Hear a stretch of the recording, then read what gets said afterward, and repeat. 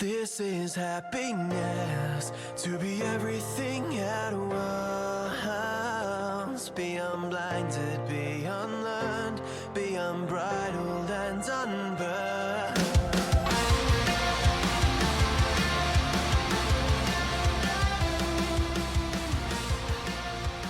Hey everyone, welcome back to a brand new episode of Mood Prep. My name is Dave Nixon, and just last week I actually went back and revamped, if you want to call it, all my online and in-person offerings from seminars and training and all that sort of stuff. That's not very good sales pitch, but that's not what this is. Like, if you think about this is 460 something podcast. The key thing here is continually being able to provide content and value for any person that wants to tune in. It's the same thing with the gym that I own. It's the same thing with all of the videos that I produce on social media from Facebook, Instagram, and YouTube.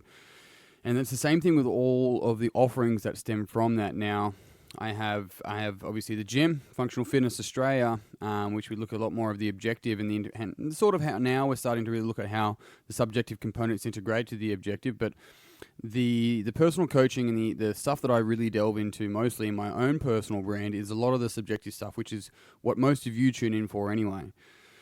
And so what I've gone and done is revamp what's called the Coaches Circle, and that's an online training platform for PTs, coaches, and athletes to be able to get basically a deeper understanding of all the structures of mind that may be either A, holding us back, or B, leading towards our potential. But I also do a lot of in-person seminars as well. Either way, look, if you want to learn more about those, you should definitely check it out on davenixon.com.au. Seminars and memberships and all that sort of stuff's on there. The reason why I'm bringing that up today, though, is that I'm going to be spending the next 10 episodes running you through basically the structure and format and trying to give you some value for those of you that won't do the Coaches Circle. Over the 10, I run 10 webinars over 20 weeks, and that's what this will be for the next 10 episodes, is giving you content on all that and giving you some feedback on it as well. So out of the 10 webinars of the Coaches Circle, the first one I start by talking through Coach IQ. I talk through Direction Session, and I'm going to expand on that in a moment, and I talk through the Diamond Approach. Now, for those of you that may have me on Facebook, you might know that my Facebook name is Diamond Dave Nixon. I don't mean that kind of diamond. I'm the Dave approach, so to speak. It's a little bit different. So I'm going to expand on all three of those things for you, and hopefully, ideally give you some value that maybe you can integrate into your workplace, even if it's not in the fitness industry straight away. So many moons ago, I was talking to a mentor and was explaining our approach to training in the gym. And she went on to say that I need to be able to actually formulate a map that can help people actually be able to measure and move forward. From there, that's where Health IQ was born. I'll expand on that on another episodes. But the beauty, though, is that then later on, I realized that how much this related to coaches and the Coach IQ. And so there's a big difference between a coach and a trainer in the sense that you can be a coach trainer or a trainer/coach, or you could just be a trainer or you could just be a coach. A lot of trainers call themselves coaches, whereas not many coaches call themselves trainers, because coaching in itself is actually an industry by itself, where they facilitate change on the presupposition that the client actually knows the answers, and then they work through those and navigate through those spaces through conversation and homework, so to speak. Now, Coach IQ, in relation to the fitness industry, has three main areas. It has the mind, it has movement, and it has marketplace. Now, interesting enough, I had somebody add me on Facebook recently, and I'm not sure if this happens to you or not, but it definitely happens to me. People add me, and then within like 24 hours, they're marketing whatever it is that they're trying to market towards me. And I had two guys add me in the same company.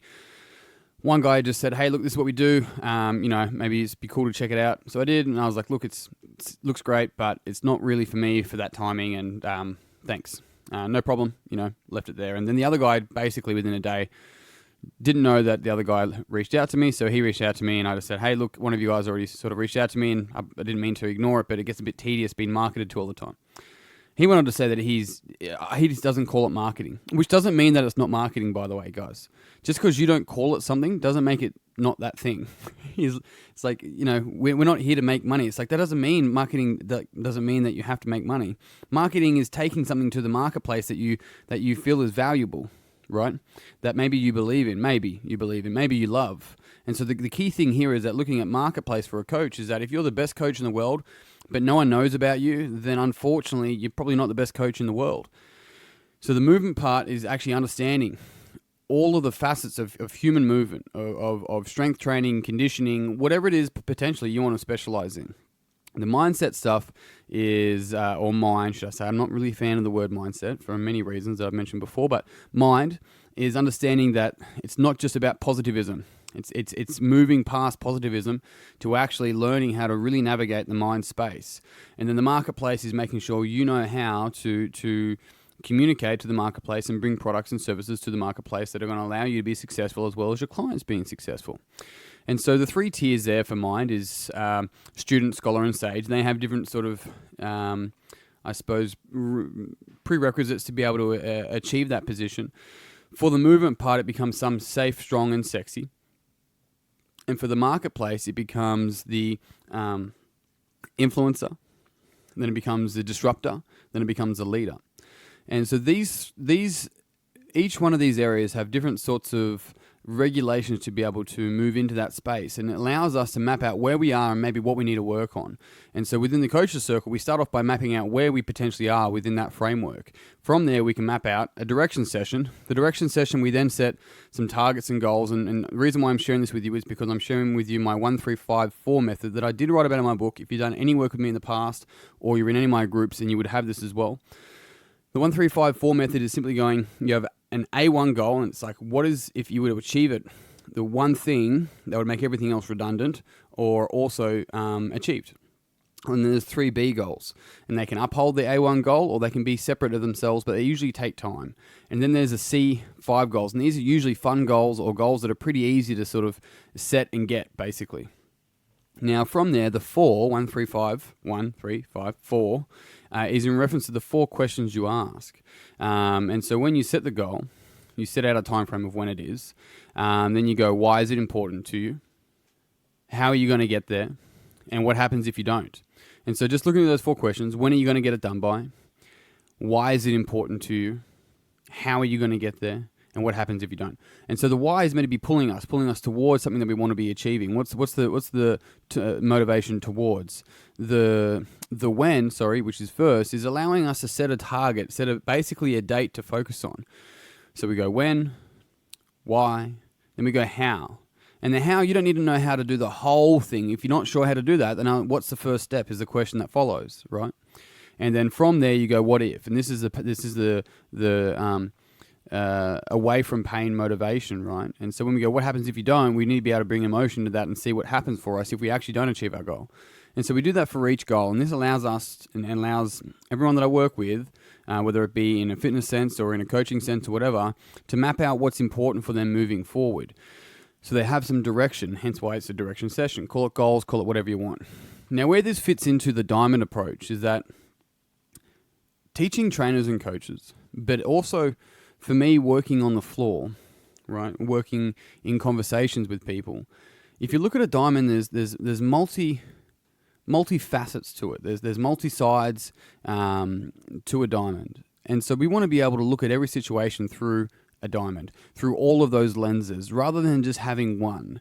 We want to have a multifaceted approach that people call it a toolkit. You can call it a toolkit, that's fine. But we want to be able to integrate all of them into be able to see the reality in front of us as well. So having the diamond approach is actually learning all of these models, not necessarily having a bias or a favoritism towards it, so to speak, or just using one lens. It's about the integration of all of it so we can start to really see and filter reality as it is rather than as we are.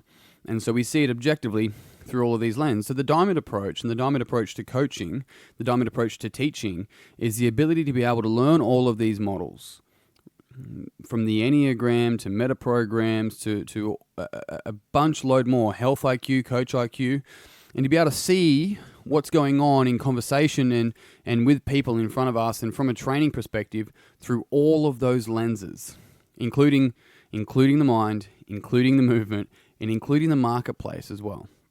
So that's the initial webinar, but the reason why I want to share that with you once again, and what I'm going to share the next 9 as well, is to understand that These models allow us to have a better framework for training, a better framework for understanding ourselves, a better framework for understanding others, and a better framework for moving forward towards what's important to us. If you want to find out more about this, then jump on davenixon.com.au.